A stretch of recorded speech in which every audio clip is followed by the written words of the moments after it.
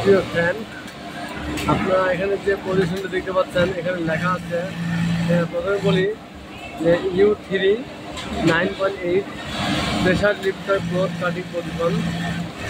অনেক সময় যারা কাপড়ের পজিশন করে নিতে হয়, যা বডির পজিশন নিতে হয়, এখানে থাকার কথা 0.0, আমি 9.8 করে দিয়েছি। এই জন্যই আপনার কাজ বোঝা যাচ্ছে যে এতে দিলে কি হয় এবং কী করতে হয় আমি আপনাকে এটি দেখা দিচ্ছি। এটি করার পরে আমি যদি এই যে রেডি করি, মেশিন আমি রেডি করবো,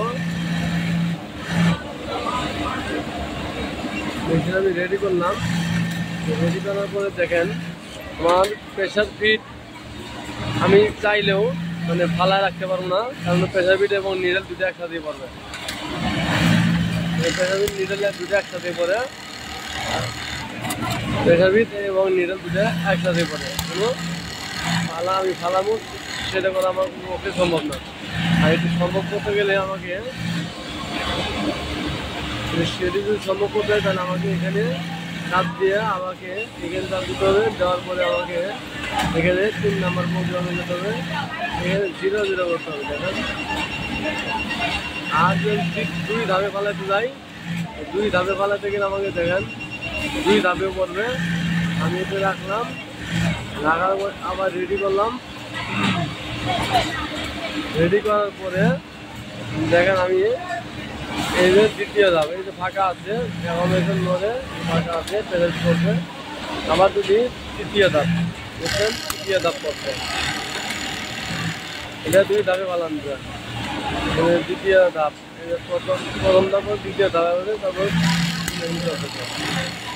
আচ্ছা। তারপরে যদি আমি প্রথম ধাপে ফালাইতে যাই তাহলে আমাকে একটা কাজ করতে হবে। তৃতীয় ধাপ, এটা কমায় দেওয়ার পরে আমাকে এম বাটন করে, তারপরে আমাকে 3 নাম্বার, তারপরে এটাকে একবারে 0 করে দিতে হবে। এখানে 0 থাকবে। আচ্ছা, এরপরে দেখেন বের হয়ে গেলাম, যাওয়ার পরে রেডি করলাম।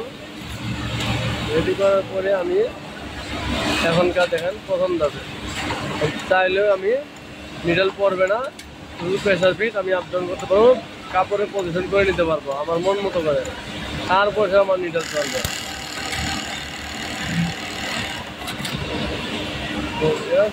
আমরা আমার এই 3 নাম্বার, আমার এই 3 নাম্বার কাজটা হচ্ছে